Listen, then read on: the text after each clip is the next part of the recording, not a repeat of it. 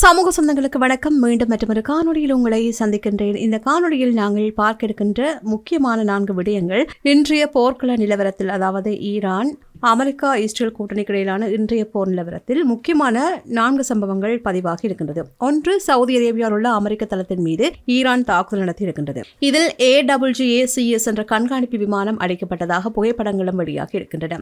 அடுத்து, பஹ்ரைன் அமீரகத்தில் உள்ள அமெரிக்க தொடர்பு ஆலைகள் மீதும் ஈரான் தாக்குதல் நடத்தியுள்ளது. அத்துடன் வளைகுடா நாடுகளில் உள்ள அமெரிக்க பல்கலைக்கழகங்களுக்கும் ஈரான் பகிரங்கமான எச்சரிக்கை ஒன்றை விடுத்திருக்கின்றது. இதற்கிடையில் ஈரானில் அமெரிக்காவின் தரைப்படை இறங்கியிருப்பதாக கூறப்படுகின்ற பின்னணியில் சுறாக்களுக்கு நீங்கள் உணவாவீர்கள் என்று ஈரான் பதிலடி கொடுத்திருக்கின்றது. இவை பற்றித்தான் இந்த காணொலியில் விரிவாக பார்க்க இருக்கின்றோம். வாங்க காணொலிக்குள் போகலாம். Fourth Monkey Connect coming soon. மத்திய கிழக்கு போர் உச்சக்கட்டத்தை எட்டியிருக்கின்ற நிலையில் சவுதி அரேபியாவில் உள்ள அமெரிக்காவின் மிக முக்கியமான ராணுவ தளத்தின் மீது ஈரான் நடத்திய தாக்குதலில் அமெரிக்க விமானப்படைக்கு சொந்தமான அதிநவீன உளவு விமானம் அளிக்கப்பட்டதாக தகவல்கள் வெளியாகியுள்ளன. சவுதி அரேபியாவில் உள்ள அல் ஹர்ஷ் விமானப்படை தளத்தை இலக்கு வைத்து இஸ்லாமிய புரட்சிகர காவலர் படை இந்த அதிரடி தாக்குதலை நடத்தியுள்ளது.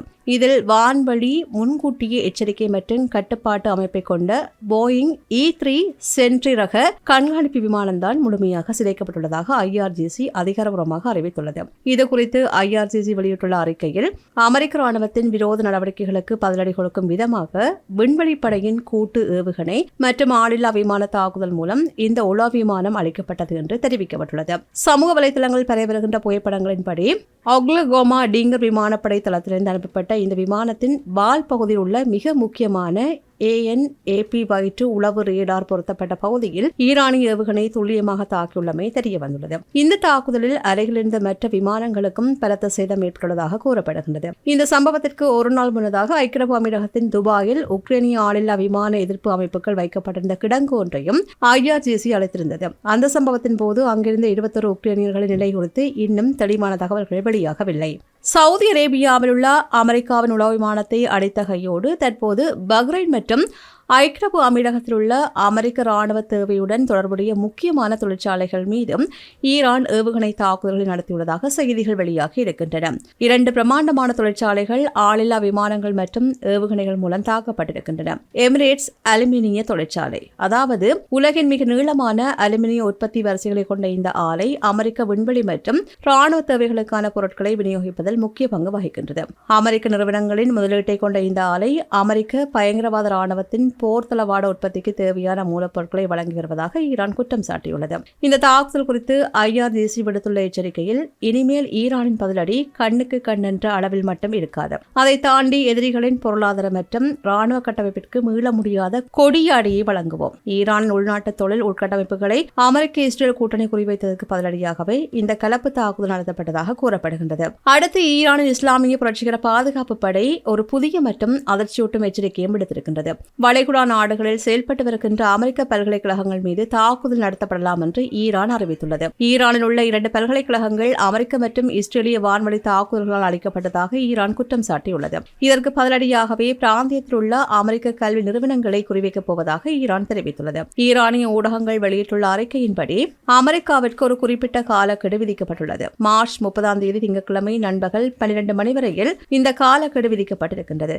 ஈரானிய பல்கலைக்கழகங்கள் மீதான குண்டுவீச்சை அமெரிக்க அரசு அதிகாரப்பூர்வமாக ஒரு அறிக்கையின் மூலம் கண்டிக்க வேண்டும் என்றும் குறிப்பிட்டுள்ளது. தவறும் பட்சத்தில் பதிலடி தாக்குதல் உறுதி என்று ஈரான் எச்சரித்துள்ளது. பாதிப்புகளை தவிர்க்கும் பொருட்டு அமெரிக்க பல்கலைக்கழகங்களில் பணியாற்றும் பேராசிரியர்கள், ஊழியர்கள், மாணவர்கள் மற்றும் அருகில் வசிக்கும் பொதுமக்கள் அனைவரும் வளாகங்களிலிருந்து குறைந்தது 1 கிலோமீட்டர் தொலைவிற்கு அப்பால் செல்லுமாறு ஈரான் அதிகாரிகள் அறிவுறுத்தியுள்ளார்கள். கட்டார் உள்ள டெக்சாஸ் A&M மற்றும் ஐக்கிய அரபு அமீரகத்தில் உள்ள நியூயார்க் பல்கலைக்கழகம் உள்ளிட்ட பல முக்கிய நிறுவனங்கள் இந்த எச்சரிக்கையினால் நேரடி அச்சுறுத்தலுக்கு உள்ளாகியுள்ளன. ஒருபுறம் அதிபர் ட்ரம்ப் பேச்சுவார்த்தை மூலம் அமைதி ஏற்படுத்த விரும்புவதாகவும் 10 நாட்களுக்கு எரிசக்தி நிலையங்கள் மீதான தாக்குதலை நிறுத்தி வைத்துள்ளதாகவும் கூறி வருகின்றார். மறுபுறம் பென்டகன் ஈரானுக்குள் தரைவழி தாக்குதலை நடத்த தீவிரமாக தயாராகி வருவதாக த வாஷிங்டன் போஸ்ட் செய்தி வெளியிட்டுள்ளது. இந்த முரண்பாடான நகர்வுகள் மற்றும் ஈரானின் தற்போதைய எச்சரிக்கை மத்திய கிழக்கை ஒரு கணிக்க முடியாத போர் சூழலுக்குள் தள்ளியுள்ளது. குறிப்பாக 21ஆம் நூற்றாண்டின் மிக முக்கியமான மற்றும் ஆபத்தான ஒரு ராணுவ மோதலின் விளிம்பில் மத்திய கிழக்கு பிராந்தியில் நின்று கொண்டிருக்கின்றது. பல தசாப்தங்களாக நீடித்து வருகின்ற அமெரிக்கா ஈரான் இடையிலான நிழல் போர் தற்போது நேரடி தரைவழி மோதலாக உருவெடுக்கும் நிலையை எட்டியுள்ளது. த வாஷிங்டன் போஸ்ட் வெளியிட்டுள்ள செய்திகளின்படி பென்டகன் ஈரானுக்குள் ஒரு வரையறுக்கப்பட்ட ஆனால் தீவிரமான தரைவழி தாக்குதலுக்கு தயாராகி வருவது உறுதி செய்யப்பட்டுள்ளது. இதுவரும் இரு நாடுகளுக்கு இடையிலான போர் மட்டுமல்ல, உலக பொருளாதாரம், எரிசக்தி பாதுகாப்பு மற்றும் சர்வதேச அரசியல் ஒழுங்கையை மாற்றியமைக்கக்கூடிய ஒரு நிகழ்வாகும். வாஷிங்டன் போஸ்ட் செய்தியின்படி டொனால்ட் ட்ரம்ப் நிர்வாகம் ஈரானில் பல வாரங்கள் நீடிக்கக்கூடிய தரைவழி நடவடிக்கைகளை மேற்கொள்வது குறித்து ஆலோசித்து வருவதாக கூறப்படுகின்றது. இது ஒரு முழு அளவிலான நாட்டை ஆக்கிரமிக்கின்ற போர் அல்ல என்றும் அமெரிக்க தரப்பு கூறினாலும் இந்த பின்னணியில் உள்ள உத்திகள் மிகவும் தீவிரமானவை.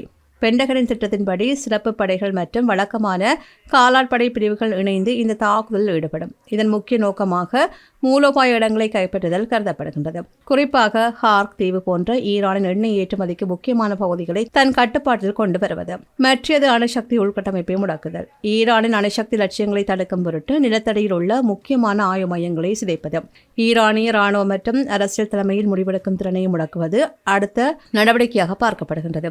இந்நிலையில் வெள்ளை மாளிகையின் பத்திரிகை செயலாளர் ஹரோலின் ஸ்ட்வீட் இது பற்றி கூறுகையில், இது ஜனாதிபதிக்கு அதிகபட்ச விருப்ப தேர்வுகளை வழங்குவதற்கான ஒரு தயாரிப்பு மட்டுமே. ஆனால் ஈரான் தனது 15 அம்ச கோரிக்கைகளை ஏற்க மறுத்தால் இந்த தயாரிப்புகள் செயல்பாட்டுக்கு வரும் என்றும் தெரிவிக்கப்பட்டது. அமெரிக்காவின் இந்த அச்சுறுத்தல்களுக்கு ஈரான் வழங்கிய எதிர்வினை மிகவும் ஆக்ரோஷமானது. ஈரானிய ராணுவம் கதம் அல் அன்பியா மத்திய தலைமையகத்தின் செய்தி தொடர்பாளர் லெப்டினன்ட் கர்னல் இப்ராஹிம் சோல்ஃபகாரி விடுத்துள்ள எச்சரிக்கை ஈரானின் தற்காப்பு தயார் நிலையை பறைசாற்றுகின்றது. ஈரான் தன்னுடைய நிலப்பரப்பை மட்டும் பாதுகாக்காமல் அமெரிக்க படைகளுக்கு ஈடு செய்ய முடியாத சேதத்தை ஏற்படுத்த திட்டமிட்டுள்ளது. பாரசீக வளைகுடாவின் கடினமான நிலப்பரப்பு மற்றும் கடற்பகுதியை ஈரான் தனக்கு சாதகமாக பயன்படுத்துகிறது. தரைப்படையினர் உள்ளே நுழையும் போது அவர்கள் கண்ணிவடிகள், ஆளில்லா விமானங்கள் மற்றும் மறைந்திருந்து தாக்குகின்ற ஏவுகணை தாக்குதல்களை எதிர்கொள்ள வேண்டியிருக்கும். அமெரிக்க படைகள் ஈரான் நிலப்பரப்பில் கால் பதித்தால் அவர்கள் காணாமல் போவார்கள் அல்லது சிதைக்கப்படுவார்கள் என்ற சோல்ஃபகாரியின் எச்சரிக்கை ஒரு நீண்ட கால மற்றும் இரத்தவரி பிடித்த போருக்கான அறிகுறியாகும். ஈரானிய கடற்படை தளபதி ரியல் அட்மிரல் ஷாரா மிலானியின் கூற்றுப்படி கடல்சார் போர் முனை ஏற்கனவே சூடுபிடித்துள்ளது. மார்ச் 4 அன்று ஐரிஸ் தேனா கப்பல் தாக்கப்பட்டதற்கு பழிவாங்க ஈரான் துடைத்துக் கொண்டிருப்பதாக தெரிவித்தார். ஈரானின் கரை கடல் ஏவுகணைகள் அமெரிக்காவின் பிரமாண்டமான விமானந்தாங்கி கப்பல்களை கூட குறிவைக்கும் திறன் கொண்டவை. USS ஆப்ரஹாம் லிங்கன் போன்ற கப்பல்களின் ஒவ்வொரு நகர்வும் ஈரானிய ஆளில்லா விமானங்களால் கண்காணிக்கப்படுகின்றன. உலக எண்ணெய் வர்த்தகத்தின் இதய துடிப்பான ஹார்மோஸ் நீரிணையை மூடுகின்ற அதிகாரம் ஈரானிடம் இருப்பது அமெரிக்காவிற்கு மிகப்பெரிய அச்சுறுத்தலாகும். ஈரான் மீதான அமெரிக்க தாக்குதல் தொடங்கினால் போர் வரும் பாரசீக வளைகுடாவுடன் முடிந்து விடாது. அது செங்கடலுக்கு விரிவடையும். இங்கேதான் பாப்பல் மண்டேப் நீரிணையின் முக்கியத்துவம் பெறுகின்றது. ஆசிய மற்றும் ஐரோப்பாவிற்கு இடையிலான கப்பல் போக்குவரத்து சுயஸ் கால்வாய் அடைய இந்த நீரிணை வழியாக செல்ல வேண்டும். ஏமனில் உள்ள ஈரான் ஆதரவு ஹவுதி கிளர்ச்சியாளர்கள் இந்த நீரிணையை தங்கள் கட்டுப்பாட்டில் வைத்துள்ளார்கள். அமெரிக்கா ஈரானை தாக்கினால் ஹவுதிகள் இந்த நீரிணையை ஏவுகணைகள் மற்றும் ட்ரோன்கள் மூலம் முடக்குவார்கள். உலக எண்ணெய் மற்றும் எரிவாயு ஏற்றுமதியில் 12% இந்த வழியாக செல்கின்றது. இது முடக்கப்பட்டால் உலகளாவிய எரிபொருள் விலை கட்டுக்கடங்காமல் உயரும். இது ஒரு சர்வதேச பொருளாதார வீழ்ச்சிக்கு வழிவகுக்கும். இந்த போர் வரும் இரு நாடுகளுக்கு இடையிலானதல்ல, இது பல சக்திகளை உள்ளடக்கியுள்ளது. அமெரிக்கா ஈரானுக்குள் நுழைந்தால் ஈரானின் ஆதரவு பெற்ற ஹிஸ்புல்லா, ஹமாஸ் மற்றும் ஈராக்கிய ஆதரவு குழுக்கள் இஸ்ரேல் மற்றும் பிராந்தியத்தில் உள்ள அமெரிக்க தளங்கள் மீது ஒரே நேரத்தில் தாக்குதல் நடத்தும். இது பலமுனை போராக மாறும். பிப்ரவரி 28 அன்று தொடங்கிய தாக்குதல்கள் மற்றும் ஈரானிய தலைவர்களின் படுகொலைகளுக்கு பிறகு இஸ்ரேல் இந்த மோதலில் ஒரு நேரடி பங்காளியாக மாறியுள்ளது. ஈரானின் ஏவுகணை தாக்குதல்கள் இஸ்ரேலை நோக்கி திரும்பியுள்ளதை பிராந்திய அமைதியை முழுமையாக சிதைத்துள்ளது. டொனால்ட் ட்ரம்ப் நிர்வாகம் போரை முடிக்க விரும்புவதாக கூறினாலும் பென்டகனின் தயாரிப்புகள் முரண்பாடாக உள்ளன. அமெரிக்காவிற்குள்ளேயே மற்றும் இஸ்ரேல் போர் எதிர்ப்பு போராட்டங்கள் வெடித்துள்ளன. ஒரு நீண்டகால போர் அமெரிக்காவின் பொருளாதாரத்திற்கும் சர்வதேச நட்பேருக்கும் பெருங்களங்கத்தை ஏற்படுத்தும் என்று நிபுணர்கள் கூறுகின்றார்கள். இது போன்ற பல செய்திகளை தெரிந்து கொள்ள நம்முடைய சமூக மீடியா யூடியூப் சேனலை சப்ஸ்கிரைப் செய்து அருகில் உள்ள பெல் பட்டனை கிளிக் செய்யுங்கள். மேலும் செய்திகளை உடனுக்குடன் தெரிந்து கொள்ள சமூகமீடியா.com என்ற இணையதளத்தின் வாயிலாக எங்களுடன் இணைந்திருங்கள்.